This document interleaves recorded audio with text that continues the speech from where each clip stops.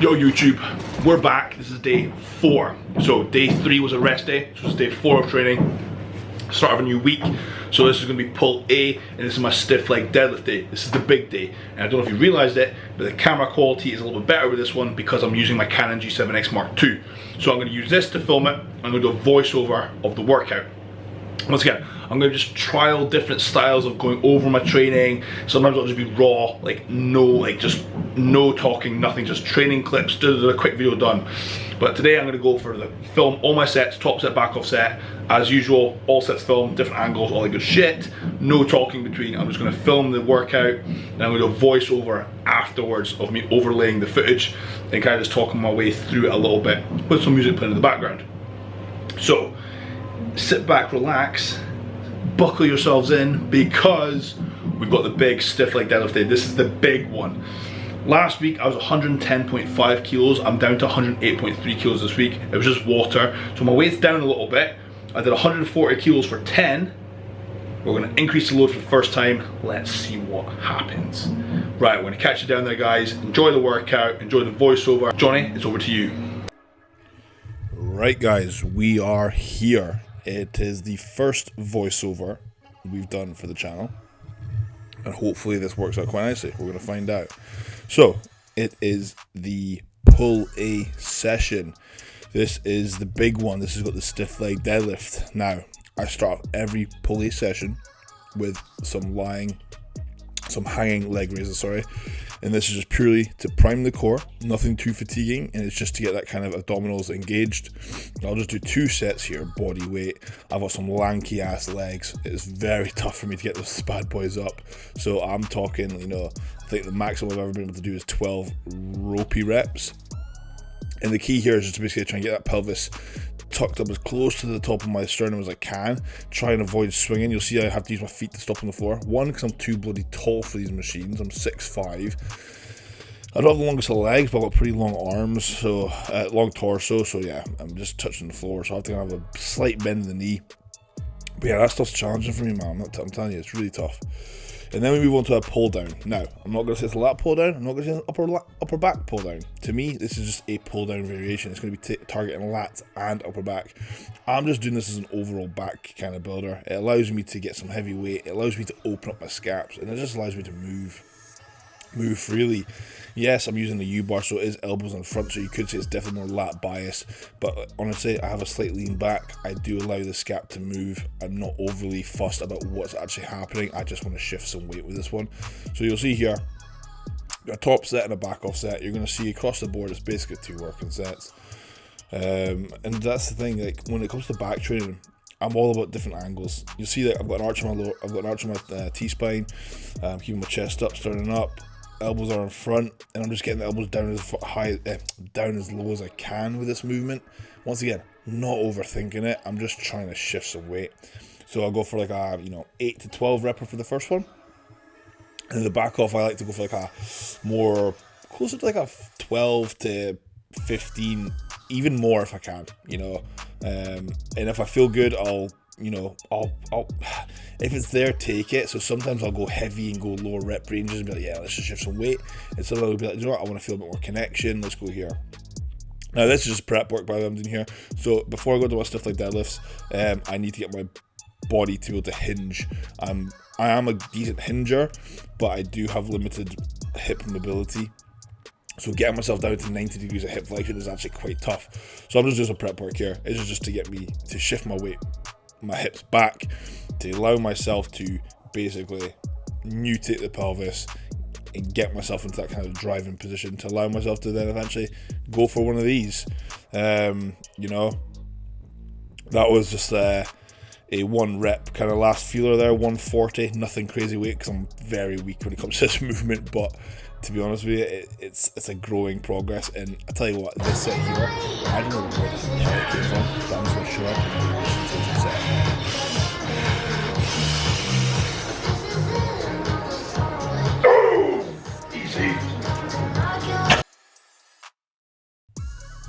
Yeah, as you can hear there, I said it was easy.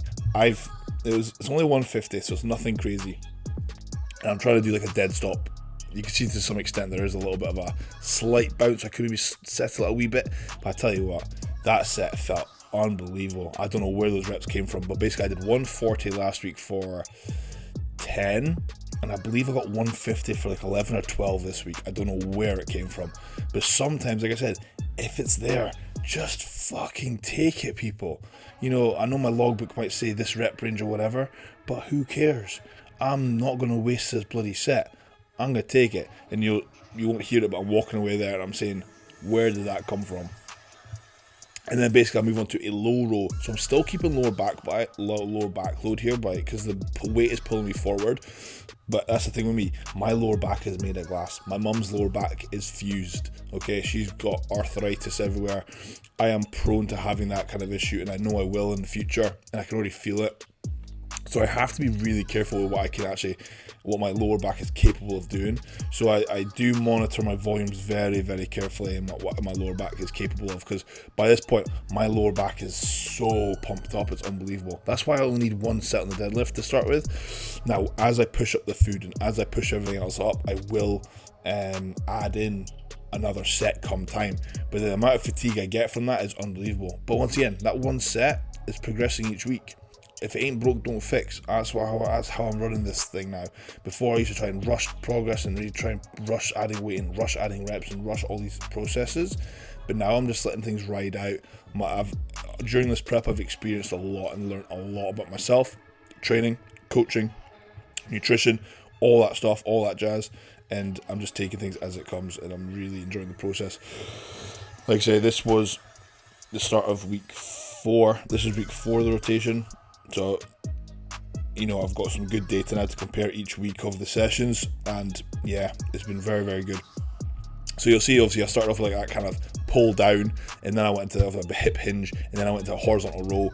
And now this one here, you might think, Johnny, that's a really weird way to set yourself up for this kind of this row here. But this is a lat bias row, and this machine itself is quite mechanically poorly developed, in the sense that when you row it, when you get to that shortened position, it's actually the heaviest. Now, when your muscles are the shortest, it's actually kind of the weakest. That doesn't make sense. However, if I stand myself back, and the reason I'm on my knees is because you'll see the machine has actually got a pivot point, and it rotates around that. So I'm on my knees because I want to, first of all, keep the path of motion for the handle better for my body, which you'll see better here, that kind of pivot point. But essentially, it allows me to line myself up perfectly, so I'll be off to the side slightly, keep my elbow nice and close, driving down, which will be very much lat bias. I've attached a D handle onto the machine to get myself a bit of an external rotation as well. Once again, keep elbow in close to my side. Once again, lat bias. And it just allows me to get the weight to drop off, because as that weight gets close to the axis point, the weight drops off. Well, guess what? When my lat gets shorter, it gets weaker. So if I can get the weight to be heaviest when I'm basically the strongest, and the weight to be the lightest when I'm the weakest, the efficiency of what you call the resistance profile is absolutely fantastic, as Mr. Gary Barlow would say. That's absolutely fantastic. I don't even think that's, I think that was more like Ryan Clark there. But anyway, you get the drift. So, obviously the downside with unilateral work is obviously the time component. It does take a little bit longer because you've got to do 2 sides and you've got the rest between each one, and it does drag. But the effectiveness you can get from unilateral work, when it's, especially with back training, for me is light and day. And I think a huge reason why my back is somewhat not dog shit is because of the ability to use the alignment and unilateral work.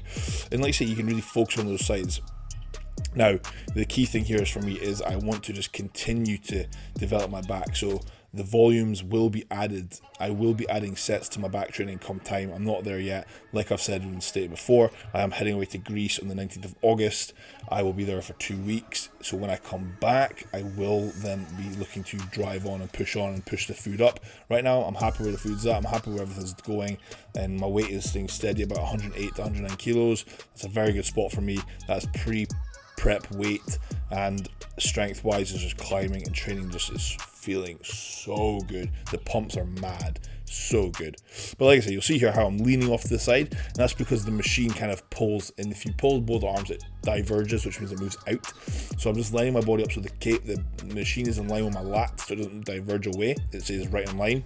It allows me to once again keep my elbow in place.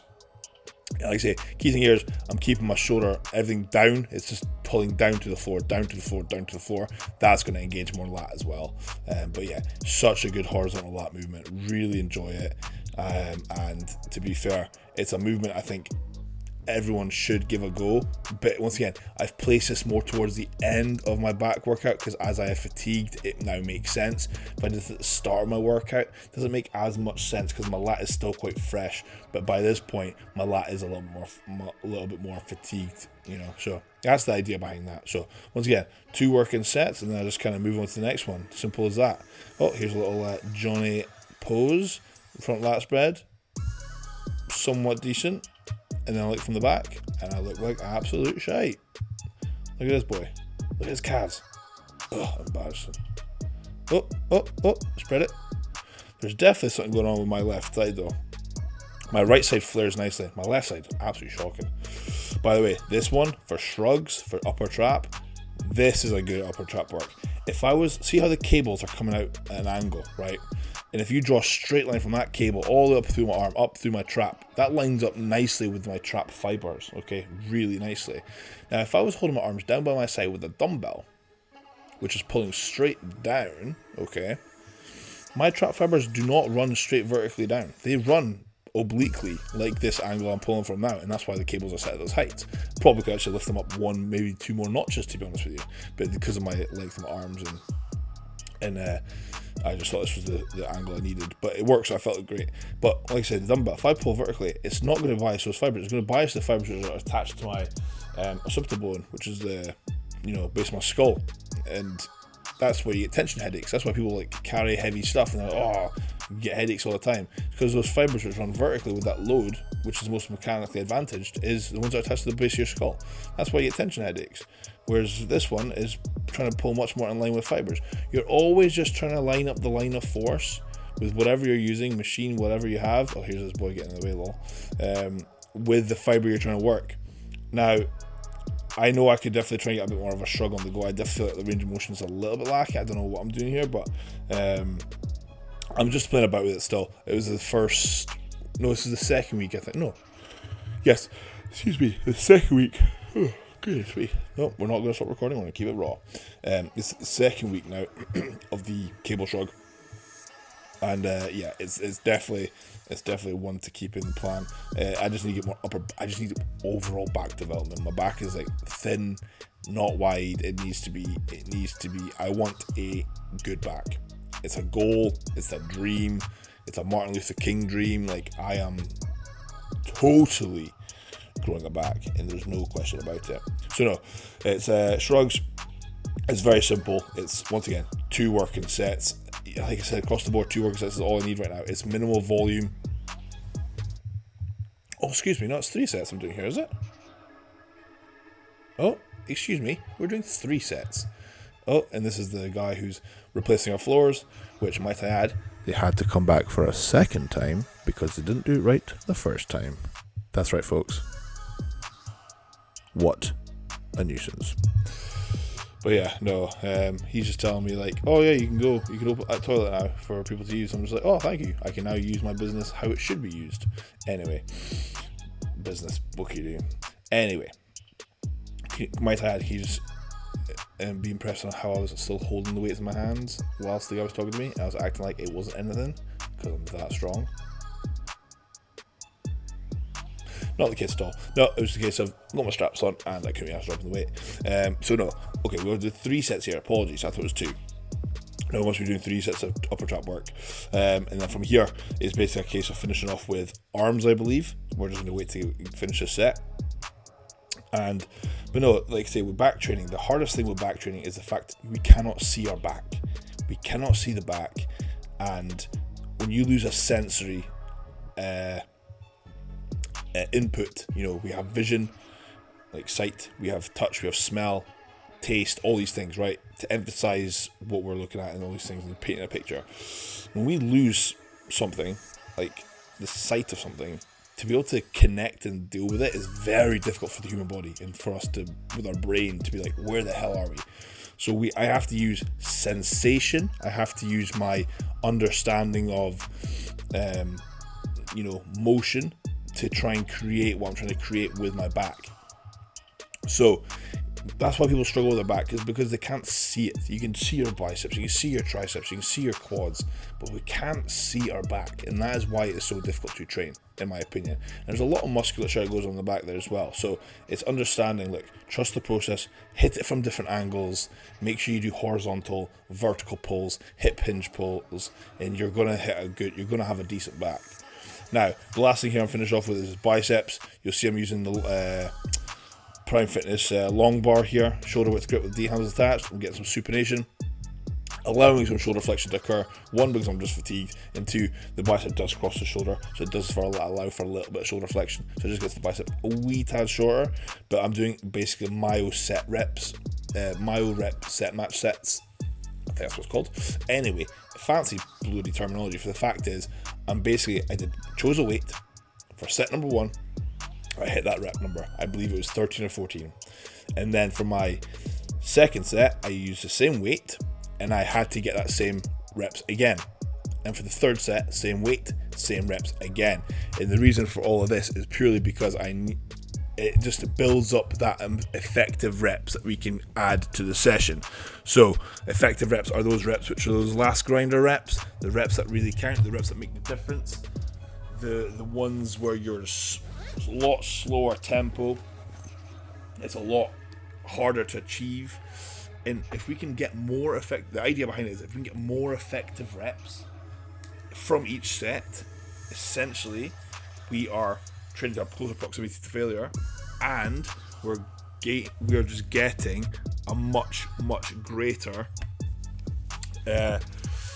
hypertrophic stimulus and adaptation. So that's the idea behind that, and I just do 3 sets here, and then that is it for the session. That's all I require. That is it done. There's not much more to it than that, and then pull a session. Now, guys, do not forget, if you've stuck this far, I'm impressed. I appreciate you. I love you. The YouTube channel is getting moving, and the consistency is there. I have already gotten the next video ready to go. So it's a case of let's get this bad boy uploaded. Don't forget to hit that like, comment, subscribe button. Don't forget to hit that subscribe button. And without further ado, I appreciate you all. I'm going to let you just watch the rest of this video clip of me curling away, and I will catch you all in the next video. The hunt is on, people. The off season is a go. We will be pushing harder and harder as we get going, but like I said, we're going to wait until we go on holiday. We're going to hit that deload, and then that will be that. Oh, I forgot, we're going to finish off with some posing. So this is a current physique update. This is me about, I can't remember what it was, 109 kilos, 108.5 kilos. Not bad post-show. I've never looked this good this way. I feel really good at my physique just now. Nice ass sweat there, Johnny. Really appreciate that. See my back, how thin my back is. I'm really struggling to open up that left side. It's just really thin. It needs a lot of work. A lot of work. But we're gonna get there, folks. We're gonna show the whole process from now till then. How does Johnny add it back? How does Johnny add food? How does he develop this? That is the game plan. So, cheers, guys. Catch you on the next one. Lots of love and peace.